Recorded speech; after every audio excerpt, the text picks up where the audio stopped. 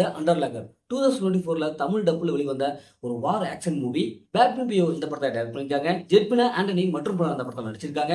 கதையை பார்த்தலாம். 2004ல ஈரான்ல அமெரிக்க ராணுவம் நுழையுது. அங்க ஈராக்ல சில லோக்கல் தீவிரவாதிகள் பாம்பு அப்படியே தொலைச்சி வச்சிருக்காங்க.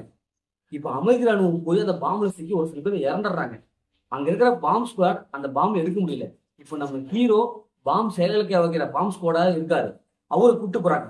இப்போ அவரு போய் எப்படி அந்த பாம்பு செயலிழக்க வைக்கிறாரு, அப்படி செஞ்சாரா இல்லையா, இதுல என்னாச்சு அப்படிங்கிறதா இந்த படத்துடைய வரேன்.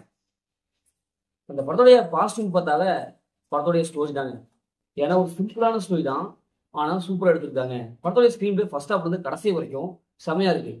அந்த ஹீரோ போறது, அந்த பாம்பு வந்து ஒவ்வொன்றா பார்த்து கண்டுபிடிச்சு அப்படி செயலுக்கு ரொம்ப ரிஸ்க் எடுப்பாரு. அந்த ரிஸ்க் எடுக்கிற சீன்லாம் ஒரு வித்தியாசமா இருக்கும். ஏன்னா நிறைய பாம்ப் ஸ்குவாட் எல்லாம் வந்து அவங்க பண்ணுவாங்க. அதோட ஒரு வித்தியாசமா அந்த படத்தில் பண்ணியிருப்பாரு. பிஜிஎம் மியூசிக் சிறப்பான ஒரு பிஜிஎம் கொடுத்துருக்காங்க. அதே மாதிரி சினிமா வேற இருக்கு. ஒவ்வொரு விஷயம் அவருக்கு செமையா இருக்கும். ரியல் லைஃப்ல நடந்த மாதிரியே இருக்கும். ஆக்ஷன் சீக்வன்ஸ் எல்லாம் அந்த அளவுக்கு இருக்கும்.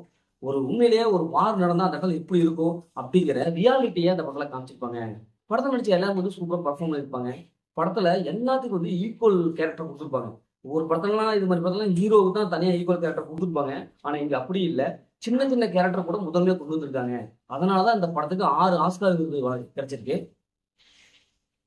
அந்த படத்துடைய மைனஸ் பார்த்தா மைனஸ் எதுவுமே இல்லைங்க. ஏன்னா அந்த அளவுக்கு இருக்கு. என் படம் ஃபர்ஸ்ட் ஹாஃப் வந்து கடைசி வரைக்கும் சூப்பரான ஒரு மூமெண்ட்டை கொடுத்துருக்காங்க.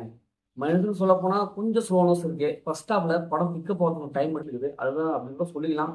மற்றபடி இந்த படத்துல பெரிய மைனஸ்ல எதுவுமே இல்லை. இந்த படத்தை ஃபேமிலியில் பார்க்கலாம், கண்டிப்பா ஃபேமிலியில் பார்க்கலாம். படத்தில் அந்த மாதிரி எதுவுமே இல்லை. முதல் இந்த படம் சூப்பராக சுமார் இந்த படம் ஒரு ஒருத்தான மூவி தான். ஓகே, இதே மாதிரி ஒரு மூவி உங்களுக்கு பாருங்க.